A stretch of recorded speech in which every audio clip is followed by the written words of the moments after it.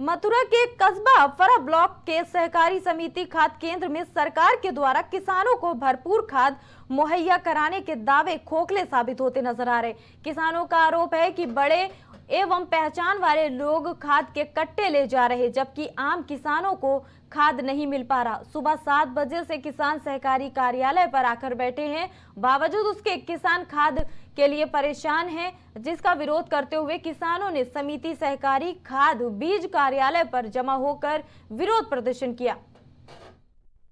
नहीं मिल रहा है। कितने दिन से नहीं मिल रहा है? यहाँ 2-3 दिन से आ रहा हूँ मैं। यहाँ नहीं मिल रहा है या आप ही को नहीं मिला है? हमको नहीं मिल रहा है साहब। क्यों नहीं मिल रहा है, क्या कारण है? अब ये कारण है कि ये दे नहीं रहे, बड़े बड़े किसानों को दे रहे, छोटे किसानों की कोई सुनवाई नहीं है। यहाँ किस हिसाब से यहाँ डीएपी मिलती है? यहाँ डीएपी वैसे तो मिलनी चाहिए 2 कट्टे के एकड़ के हिसाब से जी, और यहाँ कोई 50 ले जा रहा है, कोई 10 ले जा रहा है, किसी को एक भी नहीं मिल रहा है। सब धांधली हो रही है, सब मिलजुल कर ये काम कर रहे हैं। अधिकारी लोग छुप जाते और आंखों बतला कर उन्हीं नंबर को ले रही और किसी को नहीं दे रहे। छोटे वर्ग के हमारे किसी का नंबर नहीं है। अब आप क्या चाहते हैं? हम ये चाहते हैं कि जिन पर कानूनी कार्रवाई हो, वह इनकी देख रेख के लिए कोई अधिकारी आए। सीएम योगी आदित्यनाथ की सरकार ने उत्तर प्रदेश में एक बड़ा आदेश अब जारी कर दिया है। आपको बता दें, उत्तर प्रदेश में अब रेस्टोरेंट और ढाबों को लेकर यूपी सरकार ने जरूरी निर्देश जारी किए हैं, जिसके हिसाब से भोजनालयों पर नेम प्लेट लगाने का आदेश दिया है। यूपी सरकार ने भोजनालय मालिकों के नाम प्रदर्शित करने को अनिवार्यता दे दी है। आपको बता दें, प्रदेश में दूषित भोजन की बिक्री पर राज्यव्यापी कार्रवाई के लिए खाद्य सुरक्षा और मानक अधिनियम 2006 की धारा 56 को लागू किया गया। इसके तहत एक वेरिफिकेशन प्रोसेस को लागू किया गया है। रेस्टोरेंट और बड़े होटलों में खाने की खराब क्वालिटी को देखते हुए यह निर्णय लिया गया है। वहीं दूसरी ओर यूपी सरकार के इस फैसले को देखते हुए बसपा सुप्रीमो मायावती ने एक ट्वीट किया है।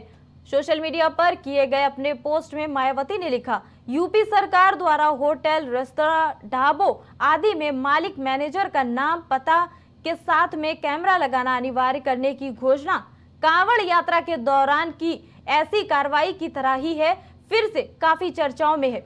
ये सब खाद्य सुरक्षा के लिए कम और जनता का ध्यान बांटने की चुनावी राजनीति ज्यादा है। प्रयागराज में महंत बाबा हाथी राम पजावा रामलीला कमेटी ने करीब 200 साल से जिस रामलीला को अपने दम पर कराने की क्षमता अब तक रखी है, अब वो नए स्वरूप में है। महंत बाबा हाथीराम पजावा रामलीला का इतिहास बहुत ही पुराना है। रामलीला को खत्म कराने का प्रयास कई बार किया गया, लेकिन संघर्षों के बीच आज भी रामलीला को जिंदा रखा गया है। इस कमेटी ने इसका परिणाम ये है कि आज भी उसी स्थान पर भव्य रूप से रामलीला का आयोजन किया जा रहा है। रामलीला के निर्देशक सचिन कुमार गुप्ता ये बताते हैं कि रामलीला प्रयागराज का सबसे पुराना रामलीला है। वही रामलीला में राम के चरित्र का किरदार निभाने वाले शिवम ये कहते हैं कि मेरे लिए परम सौभाग्य की बात है कि मुझे प्रभु श्री राम के चरित्र का किरदार निभाने का सौभाग्य प्राप्त हुआ है।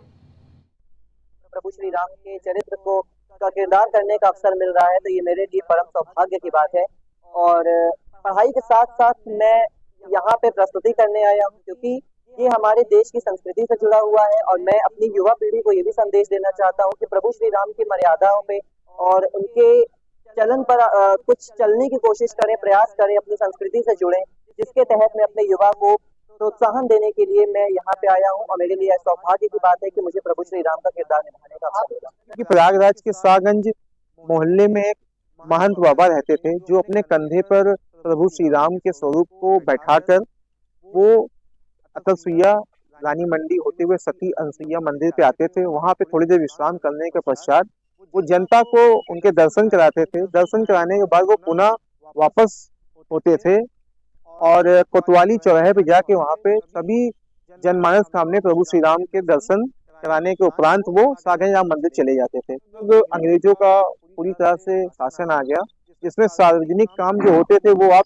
धार्मिक नहीं कर सकते थे। प्रयागराज के जो प्रसिद्ध लाला मनोहर दास जी थे, उनके बड़े भाई महावीर प्रसाद जी के प्रोत्साहन पर, उनके आग्रह पर ये दोबारा उन्होंने स्टार्ट किया, क्योंकि कई वर्षों से बंद था ये सब। इस कारण से आज भी इन्हीं के परिवार के द्वारा श्री सुरेश चंद्र टंडन और श्री अमिताभ टंडन जी द्वारा यहाँ पे कार्यक्रम पूरी भव्यता के साथ संपन्न हो। और प्राइम उत्तर प्रदेश में अभी के लिए इतना ही। बाकी तमाम खबरों के लिए आप देखते रहिए प्राइम टीवी।